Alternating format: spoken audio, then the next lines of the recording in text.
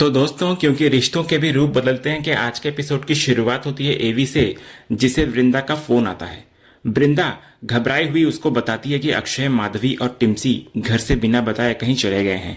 College में protest चल रहा था, इसलिए उन्हें शक है कि शायद तीनों वहीं गए हों, लेकिन अभी तक कुछ पता नहीं चल पाया है और उसे बहुत चिंता हो रही है। वृंदा एवी को यह भी बताती है कि कल अक्षय उसके साथ था, इसलिए उसे लगा कि शायद आज भी वो उसके पास हो। साथ ही वो इस तरह अचानक फोन करने के लिए उससे माफी भी मांगती है। तो एवी उसे रीएश्योर करता है कि उसने बिल्कुल सही किया जो उसे फोन किया, लेकिन वो साफ कहता है कि बच्चे उसके साथ नहीं है। वो कहता है कि इस समय वो कार्तिक के ऑफिस में है, इसलिए वो वहीं से कुछ पता लगाने की कोशिश करेगा और वृंदा को चिंता न करने के लिए कहता है। फोन रखने के बाद कार्तिक कहता है कि उसने वृंदा की बात सुन ली है और अगर जरूरत हो तो उसकी गाड़ी ले सकते हैं। तो एवी भी कहता है कि वृंदा काफी परेशान सी लग रही है, इसलिए वो बाहर मिलता है। इतना बोलकर वो वहां से निकल जाता है। कार्तिक भी इधर जाने लगता है, लेकिन मिताली उसे रोककर वृंदा के एवी को फोन करने की बात को अलग नजरिए से पेश करने की कोशिश करती है। कार्तिक उसको तुरंत रोक देता है और कहता है कि उसे सिचुएशन पता है, इसलिए ऐसी बातें करना ठीक नहीं है। वो उसकी बात सुने बिना वहां से चला जाता है। मिताली एक बार फिर परेशान होकर सोचती है कि कार्तिक उसके हाथ ही नहीं आ रहा और अब उसे कोई दूसरा रास्ता निकालना पड़ेगा। उधर वृंदा गाड़ी में हेमंत और ऋतिक के साथ बच्चों को लेकर परेशान नजर आती है। वो बता रही होती है कि उसने माधवी, टिम्सी और अक्षय तीनों को फोन किया, लेकिन कोई भी फोन नहीं उठा रहा। तभी सुप्रिया अपने फोन पर एक वीडियो देखती है। उस वीडियो में माधवी प्रोटेस्ट वाली जगह से ब्लॉक कर रही होती है और स्टूडेंट्स को अपने हक के लिए आवाज उठाते हुए दिखा रही होती है। वीडियो देखकर सुप्रिया वृंदा से कहती है कि उसका अंदाजा सही था, तीनों कॉलेज के प्रोटेस्ट में ही गए हैं। ये पता चलते ही परिवार के लोग राहत के साथ साथ चिंता में भी आ जाते हैं और तुरंत कॉलेज के लिए निकल पड़ते हैं। उधर दूसरी तरफ देव ऑफिस की ओर जा रहा होता है। तभी रास्ते में उसकी मिताली से टक्कर हो जाती है। दोनों के बीच पहले बहस होती है कि गलती किसकी थी। मिताली पहले से परेशान होती है और देव से पूछती है कि आखिर उसका मूड इतना खराब क्यों है, कहीं बच्चों की वजह से तो नहीं। तो देव साफ कहता है कि उसका मूड बच्चों के गायब होने की वजह से खराब नहीं है, उल्टा वो तो खुश था कि बच्चे गायब थे, क्योंकि अगर वे वापस नहीं मिलते तो शायद उसके और आरव के रास्ते की कई परेशानियां खत्म हो जाती। मिताली उससे पूछती है कि बच्चे आखिर कहाँ गए थे। तो देव कहता है कि तीनों कॉलेज के स्टूडेंट प्रोटेस्ट में गए थे। ये सुनकर मिताली चौंक जाती है कि तीनों बच्चे मतलब, क्योंकि वृंदा के तो सिर्फ 2 बच्चे हैं। तो देव उसको कहता है कि टिम्सी भी उनके साथ गई है। तभी मिताली प्रोटेस्ट की जगह के बारे में पूछती है। तो देव कहता है कि प्रोटेस्ट कॉलेज के बाहर हो रहा है। मिताली इस इंफॉर्मेशन को ध्यान से सुनती है और फिर देव से वहां से जाने के लिए कह देती है। उधर कॉलेज के बाहर स्टूडेंट्स का बड़ा प्रोटेस्ट चल रहा होता है। अक्षय, माधवी और टिम्सी भी वहीं मौजूद होते हैं। माधवी अपने फोन से प्रोटेस्ट रिकॉर्ड कर रही होती है और अपनी बनाई हुई रील को लेकर काफी एक्साइटेड होती है। वो टिम्सी को बताती है कि उनकी रील काफी वायरल हो गई है। अक्षय वहां पहुंचकर दोनों को समझाता है कि यहाँ लोग अपने फ्यूचर और राइट्स के लिए प्रोटेस्ट कर रहे हैं, इसलिए उन्हें रील्स बनाने की बजाय प्रोटेस्ट में लोगों का साथ देना चाहिए। माधवी और टिम्सी अपनी तरफ से समझाने की कोशिश करती हैं कि अगर प्रोटेस्ट के साथ रील भी बन रही है तो इसमें कोई बुराई नहीं है। उनका मानना है कि सोशल मीडिया के जरिए प्रोटेस्ट की आवाज ज्यादा लोगों तक पहुंचेगी।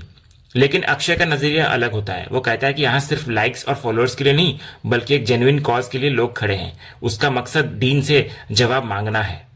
अक्षय सवाल करता है कि अगर ट्रस्टी का बेटा एग्जाम में चीटिंग करते हुए पकड़ा गया था तो उसके खिलाफ एक्शन क्यों नहीं लिया गया, आखिर बाकी स्टूडेंट्स को फेयर चांस क्यों नहीं मिलना चाहिए। टिम्सी कहती है कि इसी वजह से तो वे प्रोटेस्ट में आई हैं, लेकिन अक्षय साफ करता है कि उनका मकसद सिर्फ प्रोटेस्ट करना नहीं, बल्कि अपनी बात सही तरीके से सामने रखना और ऐसा सोल्यूशन मांगना है जिससे भविष्य में किसी और स्टूडेंट के साथ ऐसी परेशानी न हो।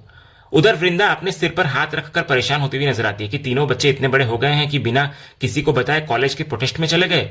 हेमंत उसको शांत रहने के लिए कहता है। उसका मानना होता है कि अब पता चल गया है कि बच्चे कॉलेज में हैं, इसलिए वहां जाकर उनसे बात की जा सकती है। मुन्नी भी समझाती है कि बच्चे टीनेजर्स हैं और शायद जोश में उन्होंने ये कदम उठा लिया होगा। इसी बीच कॉलेज के बाहर 3 अनजान आदमी दूर खड़े होकर प्रोटेस्ट को ध्यान से देख रहे होते हैं। वे स्टूडेंट्स की भीड़ और प्रोटेस्ट की स्थिति को अपने लिए एक मौका मानते हैं।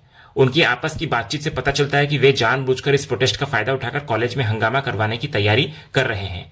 उनका मकसद प्रोटेस्ट को हिंसक बनाना और इसका दोष स्टूडेंट्स पर डालकर कॉलेज को बदनाम करना है। इसके बाद वे आदमी अपनी गाड़ी की डिक्की खोलते हैं। अंदर कुछ कपड़े, कई पत्थर और डंडे रखे होते हैं।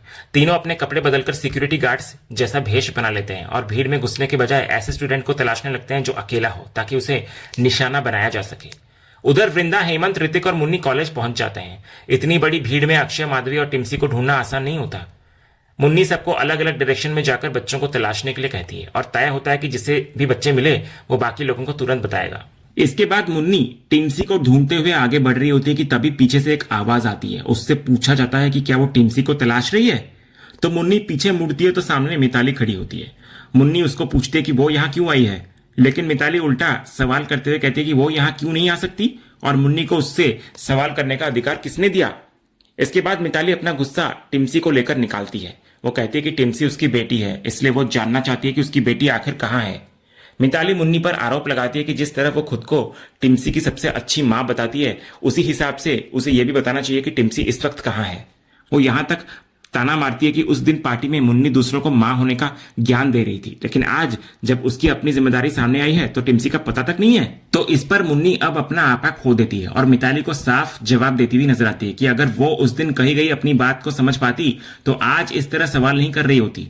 वो मिताली को याद दिलाती है कि जिस बेटी को वो बार बार अपनी बेटी कह रही है, उसी टिम्सी को वो छोड़कर चली गई थी कभी। मुन्नी कहती है कि टिम्सी को उसने अपनी सगी बेटी की तरह पाला है, इसलिए उसे टिम्सी के बारे में बोलने और उसकी चिंता करने का पूरा हक है, लेकिन मिताली को उस पर उंगली उठाने का कोई अधिकार नहीं।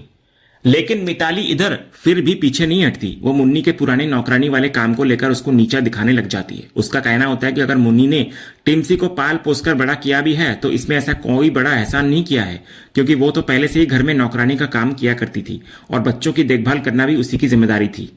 मुन्नी उसे चुप रहने के लिए कहती है, लेकिन मिताली साफ कर देती है कि वो अब चुप नहीं बैठेगी।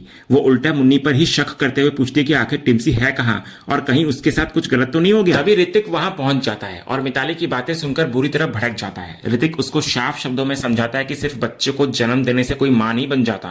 वो मिताली को याद दिलाता है कि जब टिम्सी को उसकी जरूरत थी तब वो कहाँ थी, उसने कभी उसकी परवाह तक नहीं की, जबकि मुन्नी ने उसे अपनी बेटी की तरह पाला है। ऋतिक मिताली को यह भी कहता है कि अगर वो सच में टिम्सी को ढूंढ रही है तो उसे तलाशना चाहिए, यहां खड़े होकर तमाशा नहीं करना चाहिए। वो साफ चेतावनी देता है कि मुन्नी कैसी मां है यह फैसला मिताली नहीं करेगी। टिम्सी खुद जानती है कि उसकी मां कौन है और कैसी है, और वो अपना जवाब पहले ही दे चुकी है। इसके बाद ऋतिक मुन्नी को वहां से अपने साथ ले जाता है और कहता है कि वो ऐसे लोगों के मुंह न लगे। उधर वो तीनों आदमी जो सिक्योरिटी गार्ड्स के भेस में होते हैं, अक्षय पर उनकी नजर पड़ जाती है जो थोड़ी दूर पर अकेला खड़ा होता है। उनमें से एक आदमी पीछे से अक्षय पर डंडे से वार करने ही वाला होता है कि तभी अचानक एवी वहां पहुंच जाता है और डंडा अपने हाथ में पकड़ लेता है। एवी मन ही मन सोचता है कि पिता और बच्चे के बीच चाहे कितनी भी दूरियां क्यों ना हो, एक पिता अपने बच्चे पर मुसीबत नहीं आने दे सकता। डंडा पकड़ते ही एवी को कुछ समय पहले की वो रात याद आ जाती है जब उसने अक्षय को अकेले सड़क पर चलते देखा था। फ्लैशबैक में हम देखते हैं कि उस रात अंगद बिना मास्क के गाड़ी चला रहा होता है। अक्षय को अकेले परेशान हालत में देखकर वो तुरंत गाड़ी रोकता है, मास्क पहनता है और उसके पास पहुंचता है। अक्षय रोते हुए बता रहा होता है कि उसका एग्जाम था और उसने पूरे साल मेहनत करी थी, लेकिन चीटिंग की वजह से पूरा एग्जाम कैंसिल हो गया। ट्रस्टी का बेटा और उसके दोस्त चीटिंग कर रहे थे और शिकायत के बावजूद डीन ने कोई एक्शन नहीं लिया। अक्षय कहता है कि सिर्फ एक एग्जाम नहीं बल्कि सारे एग्जाम्स कैंसिल हो गए हैं और अब उसे यह भी नहीं पता कि दोबारा एग्जाम कब होगा। इस पर अंगद उसको शांत कराता है और भरोसा देता है कि सब ठीक हो जाएगा। लेकिन अक्षय की चिंता सिर्फ अपने लिए नहीं होती। वो कहता है कि उसके लिए शायद सब ठीक हो भी जाएगा, लेकिन बाकी स्टूडेंट्स का क्या होगा। हर किसी के पास उसके परिवार जैसा फाइनेंशियल सपोर्ट नहीं है।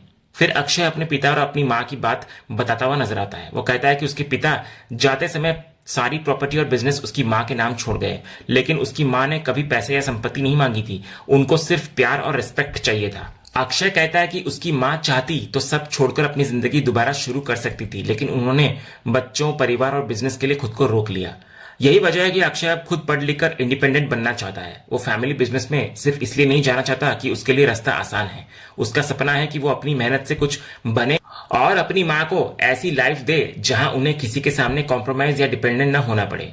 अक्षय की बातें सुनकर अंगद बेहद इमोशनल हो जाता है और उसको गले लगा लेता है। वो कहता है कि अगर वृंदा को पता चले कि उसका बेटा उसके बारे में इतना सोचता है तो उसे अक्षय पर बेहद गर्व होगा, और भले ही उसके पिता आज उसके साथ नहीं है, लेकिन जहां कहीं भी वो होंगे वो भी अपने बेटे पर गर्व कर रहे होंगे। अंगद फिर अक्षय को अपने साथ गाड़ी में बिठाकर वहां से घर छोड़ने निकल जाता है। फिर फ्लैशबैक खत्म होने पर वर्तमान में एवी उस आदमी का डंडा पकड़कर उसको नीचे गिरा देता है। वो अक्षय को तुरंत गाड़ी में बैठने के लिए कहता है और फिर उन लोगों से भिड़ जाता है। वो पूछता है कि उन्होंने पीछे से वार करने की हिम्मत कैसे की, लेकिन वो आदमी अपनी पहचान छिपाते हुए कहता है कि वे हमला करने नहीं आए थे, बल्कि डीन के कहने पर स्टूडेंट्स को हटाने आए हैं क्योंकि उनका प्रोटेस्ट गलत है। वो स्टूडेंट्स को वहां से हटने के लिए कहता है, लेकिन स्टूडेंट्स साफ मना करते हुए नजर आते हैं। उनका कहना होता है कि अगर चीटिंग करते हुए पकड़े गए स्टूडेंट्स पर एक्शन नहीं लिया गया तो वो यहां से हटने नहीं वाले, उन्हें इंसाफ चाहिए। तभी उन तीनों में से बाकी दो आदमी भी अपने साथी को इशारा करते हैं कि अब वक्त आ गया है। वे जानबूझकर अपने ही साथी पर पत्थर फेंकते हैं। वो आदमी तुरंत स्टूडेंट्स पर आरोप लगाने लगता है कि वे प्रोटेस्ट करने आए हैं या पत्थरबाजी करने।